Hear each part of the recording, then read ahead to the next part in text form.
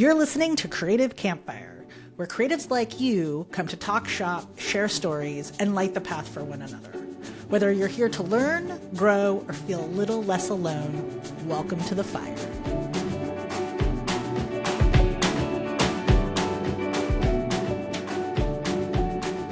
Ever send a pitch and hear nothing back? Well, on October 6th, I'm co-hosting a workshop, Pitching Essentials, with Rachel from Two Love Studios. We're going to show you what to send, when to send it, and how to follow up with confidence. If you join the waitlist, you'll get 10% off when ticket goes on sale on September 29th. You can head to the show notes for the link and jump on that waitlist today.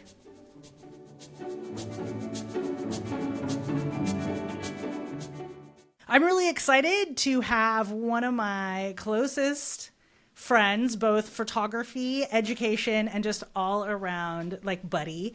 I had the pleasure of meeting her in person in New York about... It was 2017. 2017. It was a long time ago already. Long time ago. That's like 8 years ago for those that are doing the math. And I was following her before that online when she was still living down under. And for those that don't know the fantastic person and face behind Two Love Studio, this is Rachel Korinek. Hi, Shelly. Thank you for having me. That was such a lovely intro. And I will have to say that since I met you on day one, I have been like so impressed with your networking marketing skills. Like you just kill it. You're an ace at it. I'm just so envious. So this is going to be fun to chat to you about this today. Well, thank you for calling out my superpower. I don't flex the muscle very often, and I think I forget that I just like genuinely talking and getting to know people, and hence why I started this podcast. Exactly. Bring people together and make introductions and, you know, the power of connectivity. And one of the things that you have done really well also is just build a community of like-minded people all coming together to learn and up-level their craft, but also their business. And that brings us to why we are here today, actually, to talk exactly about the business side of photography, and specifically around what we like to call pitching and proposal, sending out proposals. But it's something you and I have been chatting about offline for some time, and we've now brought the discussion to both of our communities. And I know recently you just sent out an email talking about what does it mean when someone doesn't respond? Yeah, so this is super interesting. And so for those of you who aren't on my email list, we sent out a email about like why clients don't get back to you or potential clients don't get back to you, and this idea of ghosting. And so this came around when I was teaching a workshop early in the year on another piece of business. I was hearing from people about, you know, clients not getting back to them, and I was chatting to them, and I was just so interested to hear people's pitching approach, and understanding a little bit more about perhaps why clients aren't getting back to them. So we're going to dive into that today. And what is really, really awesome is we had someone reply to that email with, you know, some amazing little nuggets that we're going to dig deeper into on this episode today. I think it's something that I've seen a lot of discussion actually about this exact thing. We were just chatting about how we've seen several other of our friends in the industry having this discussion around pitching and what does it mean to pitch and how to pitch, and really around the mindset of pitching. And one of the things that I know I was told early on is like, you got to reframe your mindset. Like you're not bugging them. You've got to just like send the email. And I think it's salesy. So many aspects. Yeah. You know, like I think one of the things I recently said to some friends, and I have a Instagram post that I was writing about this, and I actually haven't hit publish, but it is like, if you don't tell people that you're here, no one knows to hire you. Exactly. And so that is like, if you need that extra like reason to hit send, that is the reason, like, is to tell people like, hey, I'm here. Here's what I do. This is how we can work together. Like, hire me. Because if you're not telling people, then you essentially have no business. I mean, we know from the retail industry, How many emails do you get when you sign up for their newsletter or their, thing? You get, what did you tell me, Rachel? You got 3 a day from one retailer. Yeah, 3 a day. And some from, I love Crate and Barrel, but I don't need your emails 3 times a day. Exactly. And so, but the reality is they are showing up in your inbox. They are continually to tell you what they're doing, what's new, what's the latest trend, what's the latest thing. And I think as photographers, we essentially, maybe not as prolific as 3 times a day or even once a week, but we need to be telling the right people who we want to work with that we are available. So why don't you give us a little bit of this conversation that you had back in your inbox, Rachel, of what this particular person had to say? Yeah, so the email was about ghosting, and it was why clients don't reply, and what do we do about that? So this person, they're a photographer in Europe, have a really great business, and they replied, "Hi Rachel, that's interesting. I've definitely experienced being ghosted too, and I didn't always follow up. I think part of it comes down to how I approach clients. I often jump straight into sharing tips or what I can offer them, but I keep wondering, should I include a PDF or just a portfolio link, both? How much is the right amount of detail? I always assumed it was a numbers game, so the more emails I send, the higher my chances, but now I'm not so sure." Well, there is our exact thing about the numbers game, right? The myth of the numbers game. And I think you said it best earlier, which is it's a false truth. Yeah. You want to talk to that a little bit? I think about it, the more emails you send, let's just say you have a list of 100 clients. If you send 500 emails versus 2 emails, for sure you're going to get more hits, more replies. That is true. But I think the thing that comes out of this for me is that it is this false truth in that if you're sending out a pitch that doesn't land well, that doesn't show you value, that comes across whatever it is for clients, then it doesn't matter if you send out 2 emails or 100 emails, it's not going to hit the mark. And so I would look at it, instead of rather just be a numbers game, that we're sending out our best possible pitches, our best possible, presenting ourselves in the best possible way, I would say is far better and send to less clients than just sending out something that's not polished, maybe something that doesn't show what we can offer them in the best way to more people. Yeah, and another way to think about it is there's only so many close friendships you can have at one point in time. And I forget what the number is scientifically off the top of my head, but really, I think they say it's about 10. You can have 10 really close relationships at any given time. And this goes for how do you want to grow with these potential people that you're reaching out to. So you were saying if you have a list of, I know people who literally have thousands of people they're reaching out to. The reality is that you can't track that many people and actually stay on their radar and stay aware of what they're doing when you have that big of a pipeline. That is literally a fire hose of people. You can't catch all of that water. You can't literally. And it's definitely not going to be quality either. Yeah, and it's the blast email piece of it all, right? But the reality is if you are very thoughtful on who you want to engage with, what kind of clients you want to work with, what kind of brands you want to work with, and you've done your actual homework on researching them to actually see are they doing the type of work that you're doing? Are they actually spending money on the advertising if you want to do more advertising or content creation or recipe development, right? Are they actually hiring for those types of things?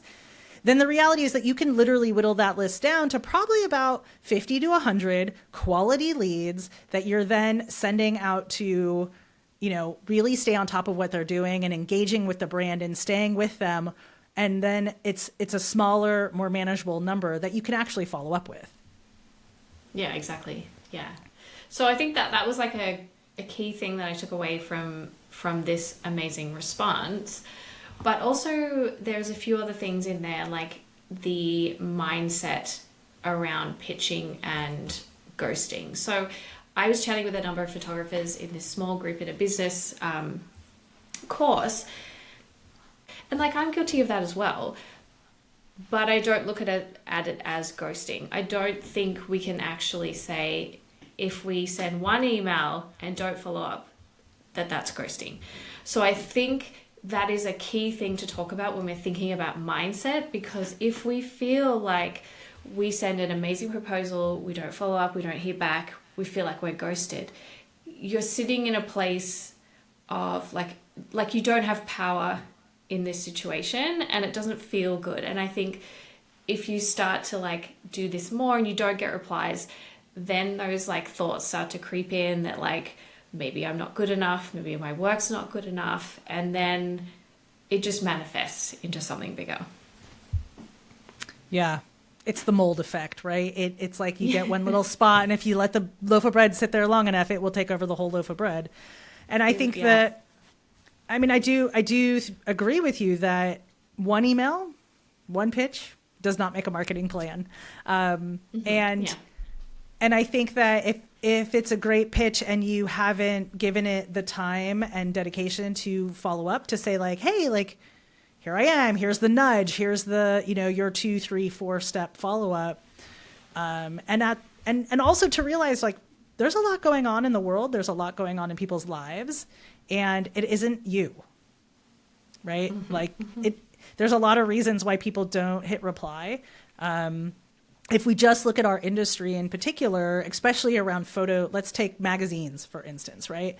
So magazine departments used to be very flush with people. They used to have a fairly big staff, and now it's been whittled down from a staff of like 12 or 10 to 2. And so you have, and sometimes 1. And you have one person doing the job of anywhere between 5 to 10 people.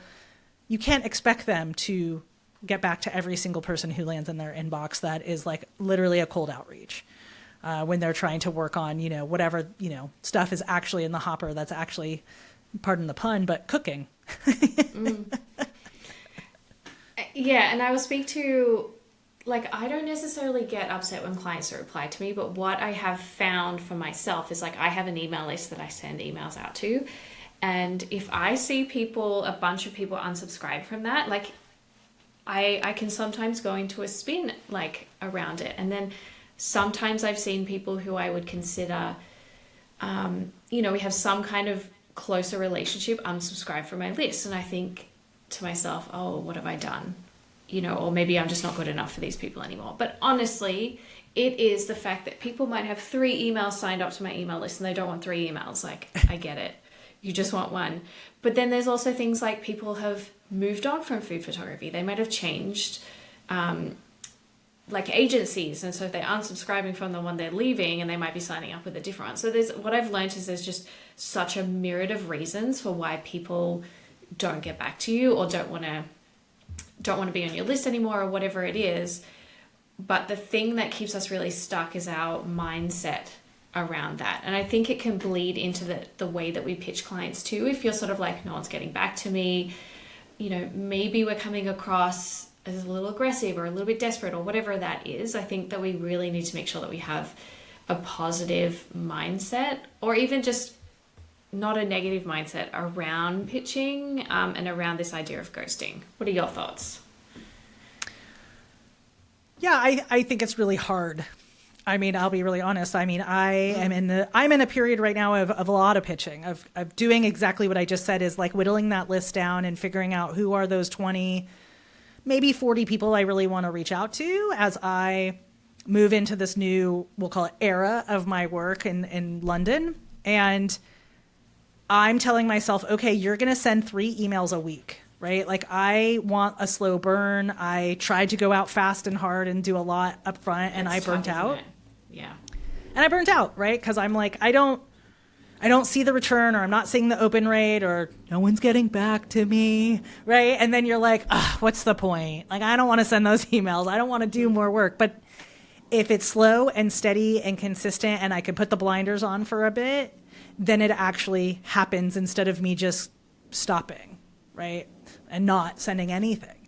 So trying to practice that, like, what can I do to keep moving forward? Who is opening the emails? As I get to know the people better that I'm sending these emails to, and that could be through portfolio reviews, that could be from following them on LinkedIn or other social media platforms, starting to understand what's going on in their worlds, then I'm understanding like they are seeing me, they are paying attention to me, they are following me on different platforms. They may just not be responding to my email, but I know they're looking because they see my stories or they see me, they're commenting on, LinkedIn or Instagram. So it's a bigger picture than just that one email.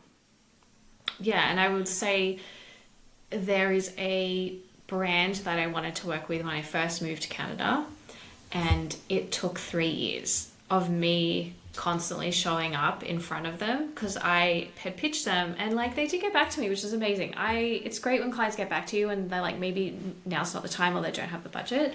At least you can work with that. And they basically said, they're like, we don't do this kind of thing. We don't work with content creators or whatever it was. And that changed at some point.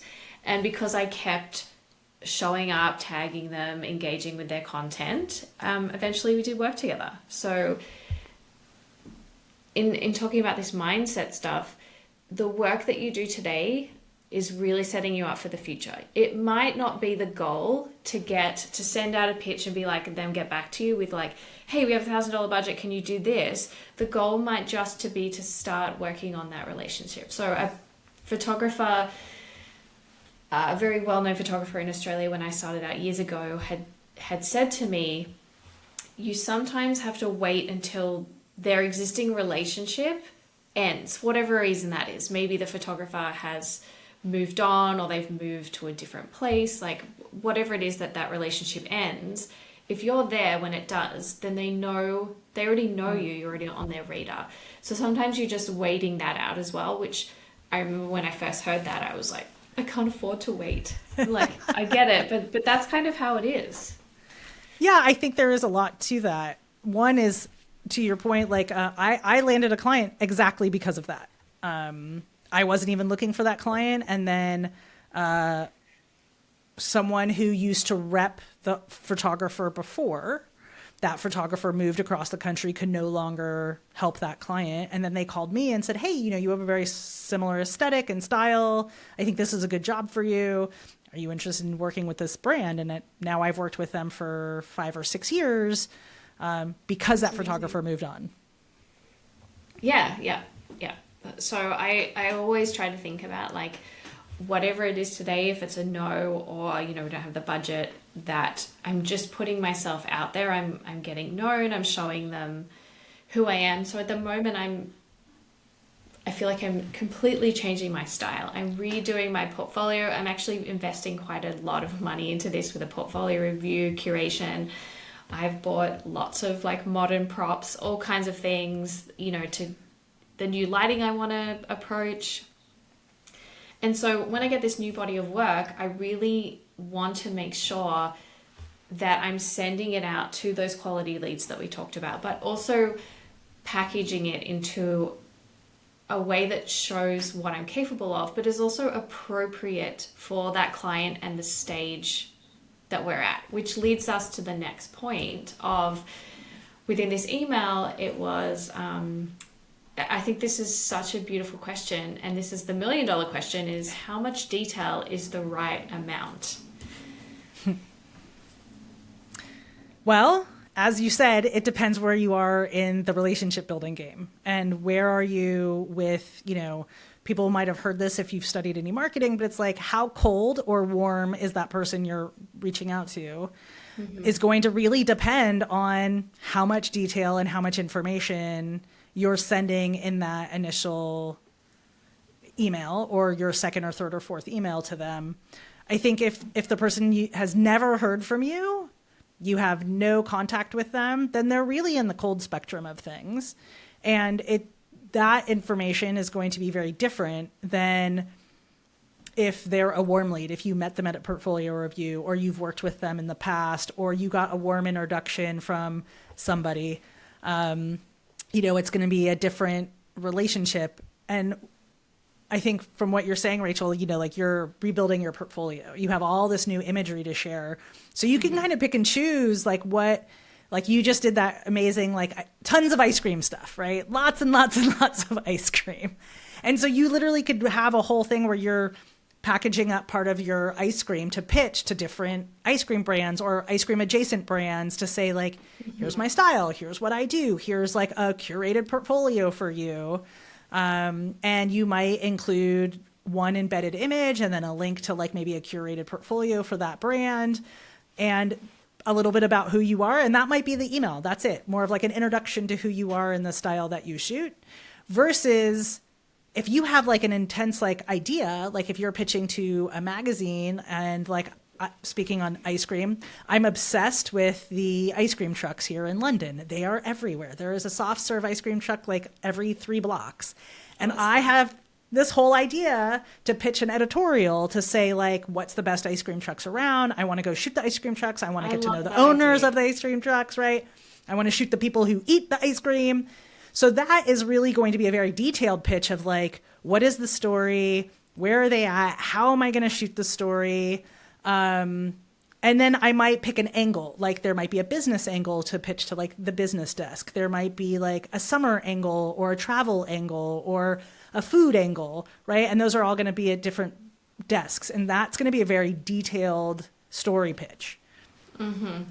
So, I mean, I'm hearing from, you know, our community that replied, like, how much is the right amount? And we're talking about it depends where you are in the process. But how does somebody that's new understand what to send at each part of the process? Like, so we know that like it could just be, you know, maybe you send a mailer to a magazine because they have no idea who you are. They have no investment in you. So I think the other piece too is like, if you spend 5 hours putting together this pitch and the client has no idea who you are, they have no investment to look at that or get back to you, like that's a lot of time to spend. So this is where I think it's important to learn from people who have been in the industry long enough to be able to share the process that they've gone through to understand which piece to go and when. So like, if you could just name a number, how many parts in the process could there be? Oh man. I mean, I think it falls into 4 categories. And I think there's really kind of 4 pieces. One is more of like an introduction, who you are, what you do, a little bit about you. And that might be quick. And then you also have to remember that you're solving a problem. What is the problem you're solving for that client? So you need to make it less about you and more about them when you're sending that email. But it's also about like, what are the common places or times that you would send those decks? And I think you and I have talked about that there's kind of like these 4 main proposals or these categories or stages, if you will. And there is kind of like that introduction, like almost like, what are you capable of doing and how am I using those capabilities to solve that problem? One could be like a spec shoot of like, here's a portfolio of images. And it could either be you actually shot that brand and you're wanting to share what that looks like for them and allowing them maybe to even license those images from you. The other one is more of like using your portfolio to pitch. Like I just gave your ice cream example. And then the last one is really like once you're kind of through the door and maybe you're actually bidding on a project, and it's more in depth, like how are you going to do this? How are you going to pull this off? How are you going to take that creative direction and really break it down into what you do and how you're going to execute? I love that we can break that down because one thing that I think is helpful for people is put yourself in the client's shoes. So I sometimes get these people who will send me a cold email and they'll have like trolled through my YouTube, for example, and they're telling me all the things that I've done wrong, all the misses that I have. That annoys me. I don't like that. I don't know who you are and this is unsolicited advice. I don't take that well. Versus if someone reached out to me and they were like, hey, I'm a YouTube specialist, like here's what I offer. How are you doing with your YouTube channel? I would be so much more receptive to that conversation. And then that person then maybe will send me like, here's all the gaps that I see in your channel. So it's not necessarily that I'm opposed to the information. It's how it's delivered and what stage of the process are you? Do you know these people? I think, if you, I hear this from people, but you send an email being like, I love that you have this, I love what your brand is doing with wine, but your photos suck. Like, they're not going to take that well. And maybe you don't say it in those words, but we really want to make sure that we're coming across in a way, like you said, we're solving a problem, but that it lands the right way for, does this client know you or not? Yeah, and I think to your point exactly with like, hey, I love your brand. Well, it's like, why? What is it about that you love? I think if you can get really specific about what it is that you love about that brand and how you want to help elevate those pillars of that brand, that's going to resonate even more than just like, hi, I'm a food and beverage photographer. I live in London. Like, let's work together. Mm-hmm. But if I say like, I love working with B Corp sustainable businesses, specifically that are women owned, because X, Y, and Z, and I have these images to show, you can check it out here, or I shot your product, check out the gallery there. You could always put a CTA that says, hey, like, you want to talk more? Like, let's hop on a quick call. Here's a link to grab time on my calendar. So I think that by saying, like, who they are and actually identifying those things that are true to you, that's going to resonate and come through, and it has to be authentic and true. You can't just play the lip service game. Exactly. I think that works really well. Like, I think about a client who reached out to me. I didn't end up working with them, but I wanted to make a connection with their brand. And so I was like, when I was a kid, my favorite type of spread was apricot. And so I was talking to them about how much I love that, how much nostalgia I have for that. And the person I was talking to, that was their favorite as well. So like, what are the chances? However, if you can make that personal connection with them about why the brand actually speaks to you in your life, or, it's going to be a lot easier to make a quicker connection, and then to follow up with, whatever the appropriate pitch is. Yeah. And one of the nice things to your point about that exact example is like, you now have this personal nugget with this person. And I have found this even when I've had portfolio reviews, a lot of times, like, I forget to even show my work because we're having such a nice dialogue. Oh, that is so you.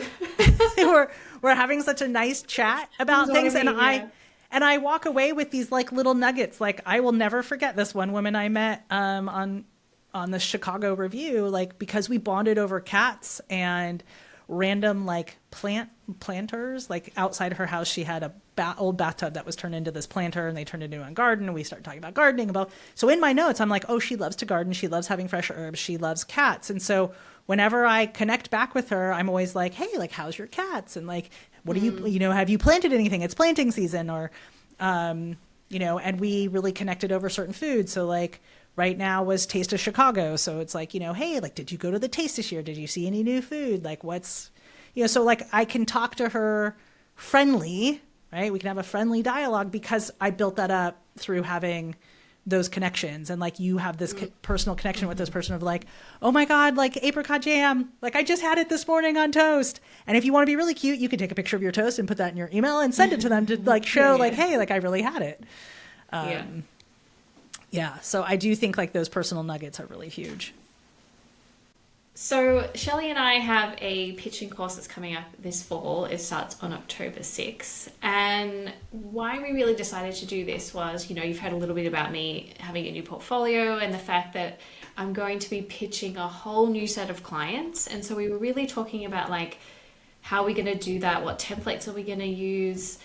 How am I going to customize those to each client? What do I say? And I had just keep hearing from people, that they were also in the same place and wanted help. And one of the biggest things that I found is accountability gets results. So we wanted to open this up to the community if anyone would like to join us. There's going to be a couple of options because everyone's at a different stage of pitching in your photography business. So you can just come and do a 1-hour workshop with us. We're going to have some templates also available for each ticket. But if you want to dive more into the art of pitching, we're going to have some more support, a Slack group for lots of accountability. We're going to be doing a live co-working design call, because I think this is really important as well, getting the pitch or each sort of pitch that we're putting together looking as best as it can. Like, what are the tips, sharing that with the community to get feedback and how it lands.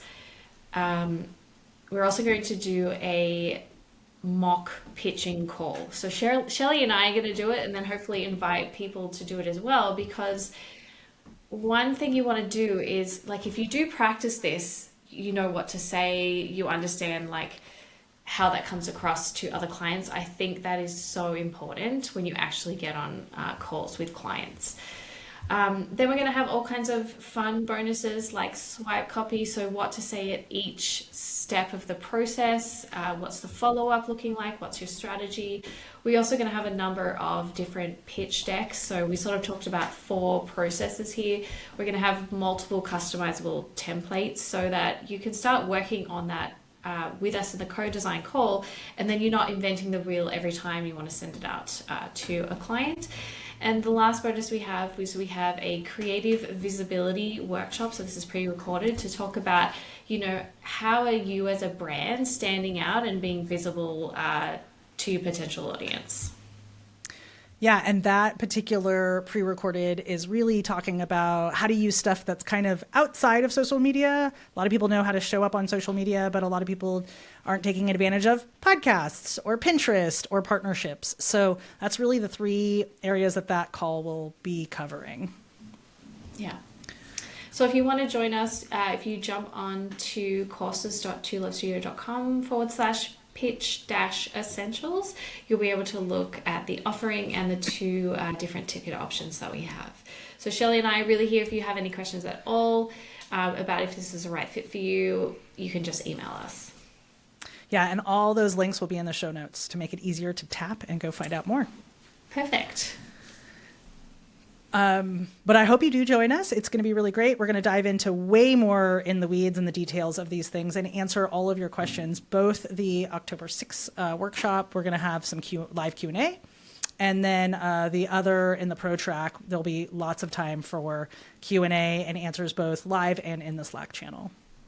Because I think one of the greatest things is like to get feedback on your specific business, your specific portfolio, how's that going to cross, what are the clients you're going to pitch on. That's what I'm really investing in at the moment too, is like my style and who I want to approach. Like, how do we collate all my stuff so that it puts my best foot forward. Yeah, priceless. Yeah, I mean, and there's no like, how do you decide who to pitch first, and like what is the top, kind of like, if you were throwing a party and you had your A list of people to invite and then your B list of people to invite, so who do you really invest your time and energy into first? So we're going to answer all of those juicy questions inside Pitch Essentials. We hope you join us. But to recap our discussion today, I think it's really great to kind of go back to where we started this call, which is at the top, right? We really talked about mindset and the importance of, trying to not go down the dark, slippery slope of I'm not good enough, nobody likes me, therefore I'm not getting responses, but really saying, like, how can I stay the course? How can I make sure that I'm doing follow-up? How do I make sure that I'm moving that conversation along? Maybe just looking for a way to see if the email was even opened instead of an actual physical response. And I would also say, or I would invite you to try to use a different term than ghosting, because I just find it so emotionally loaded that it just doesn't lend itself well to the process. So yeah, maybe be the Pac-Man. Yeah. Be the Pac-Man and eat the ghosts. Sorry, that visualization just came to mind. So the second one we talked about was the numbers game, which is, while that's true, it's like a false truth. So we do want to be sending out a number of emails, but the goal really is to send out quality pitches that are tailored to different parts of the process, to a good number of clients. That's really the strategy we want to be going over, than just a numbers game. Yeah, exactly. And as we mentioned, there's kind of like 4 different stages within that process as well, when we dug into those 4 different areas. It's all about where you are is going to dictate the amount of detail that goes into those pitches. Which I actually find exciting, because it's like, what do you send? Like, what do you send? So now you can really think about, like, am I cold pitching, or like, do they know me, or like, is it a full blown project proposal, and it actually gives you so much more direction and guidance as to what to send and when. I think it also gives you a lot of things to think about besides just sending a rate card. Right. And so, or a link to your portfolio. Yeah.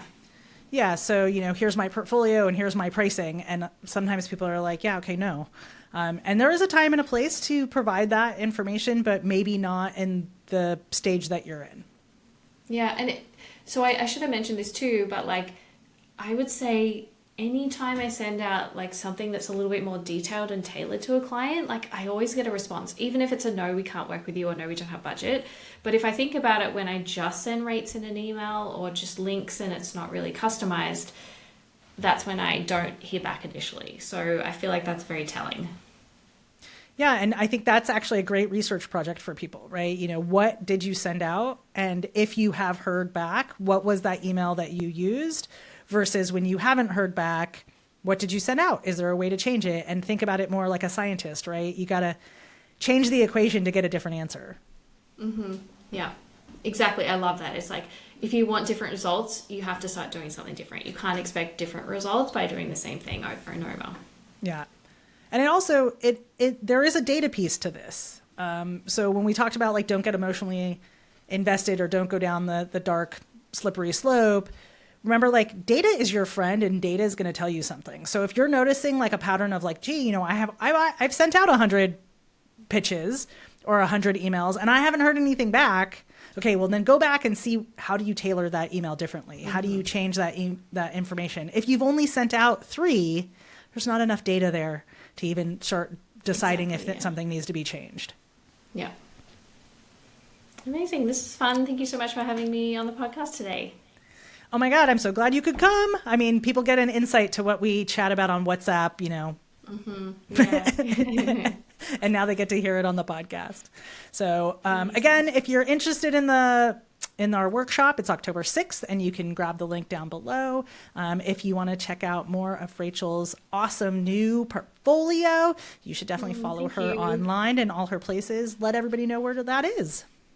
So Instagram, it's at True Love Studio. Same for YouTube. And my photography blog is truelovestudio.com. But if you want to check out my personal photography portfolio, it's rachelkorinek.com. And all those links will be down below, so you can tap and follow and go heart crazy on her, both on YouTube and on her Instagram. Yeah, come say hi. So she's got so much more you can dig into. I've learned loads from Rachel. If you feel like pitching is it's old hot for you, you've got it down nailed, you should definitely go check out her other courses. They are phenomenal. Everything from retouching to composition and more. And she's got a new book coming. I'm going to put her on the spot as she's writing a new book. But her old book, which is Art of Light, is really fantastic. And I highly recommend you go check it out too. So lots of great resources over there. So fun. It's always good to see you, my friend. And yes. I can't wait to continue our conversation offline. I need to put the fire out for now, but the conversation doesn't have to end here. Come hang out with us on Instagram at creativecamp.pro.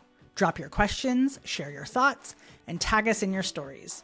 The more people we gather around the fire, the better the conversation gets. If you'd like to support the show, you can buy us a coffee and sign up for our newsletter. Links are in the show notes below. We'll stoke the fire again real soon, but until then, keep creating, keep connecting, and I'll see you next time around the campfire.